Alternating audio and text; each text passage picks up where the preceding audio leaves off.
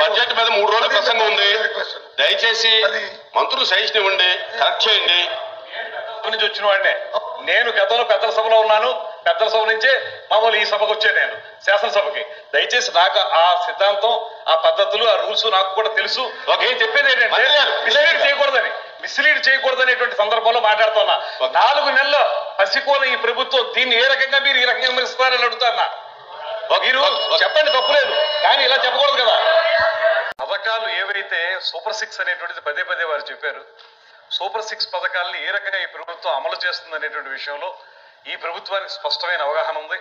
అందుకే మీరు దయచేసి వినండి, మీరు 2000 రూపాయల పెన్షన్ ని 3000 రూపాయలు పెంచడానికి మీకు 5 సంవత్సరాలు పట్టింది.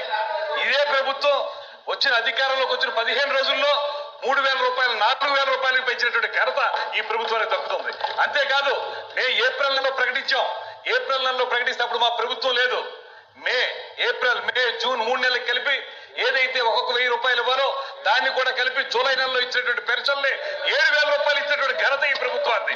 మీరు బకాయిలు పెట్టి వెళ్ళిపోతే ఏదైతే రైతుకి ధాన్యం కొనుగోలు కేంద్రాల్లో, ఒక్క నిమిషం సార్, ధాన్యం కొనుగోలు కేంద్రాల్లో రైతులు ధాన్యం అమ్ముకుంటే వచ్చే నెలలో ఇవ్వాల్సినటువంటి డబ్బులు సంవత్సరమైనా ఇవ్వనటువంటి పరిస్థితి మీరు చేస్తే, ఆ బకాయిలు పెడితే ఆ 1600 కోట్ల రూపాయల బకాయిలు అధికారంలోకి వచ్చిన వెంటనే తీర్చిన ప్రభుత్వం ఈ ప్రభుత్వం అనేటువంటి మాట గుర్తుపెట్టుకోవాలి. ఫీజు రియంబర్స్మెంట్ 4000 రూపాయలు. ఇప్పుడు మీరు సూపర్ 6 చెప్పారు. ఇవాళ సూపర్ 6 లో ఒక్కొక్కటి తీసుకుంటా ఉన్నాం. మేము కార్యక్రమాలు ఈ ప్రభుత్వం వచ్చి 4 నెలలైంది. మీరు 5 సంవత్సరాల్లో చేయలేని పనుల్ని 4 నెలల కాలంలో మొదలు పెట్టాం. అన్నప్రాసన నాడే ఆవకాయలను తినేస్తానంటే మీరేమి చేయలేకపోయారు తింటామని. ఇవాళ మేము చెప్తా ఉన్నాం, 4 నెలల కార్యక్రమంలో ఒక్కొక్కటి ప్రారంభించుకున్నాం. ఒక పక్కన ఫీజు రియంబర్స్మెంట్, ఒక పక్కన పెన్షన్లు. ఎవరైతే మంచానికి అంటి పెట్టుకుపోయి ఉన్నటువంటి దివ్యాంగులు ఉన్నారో వాళ్ళకి మీరు ముష్టి 3000 రూపాయలు ఇచ్చారు. ఇవాళ 15000 రూపాయలు ఇచ్చినటువంటి ఘనత ఈ ప్రభుత్వాన్ని. వారికి మేము అందిస్తా ఉన్నాం. ఎక్కడి నుంచి తీసుకొస్తా ఉన్నాం? మీరు అప్పులు చేసి వెళ్ళిపోతే ఆ అప్పులు తిప్పలు మేము పడుతున్నాం.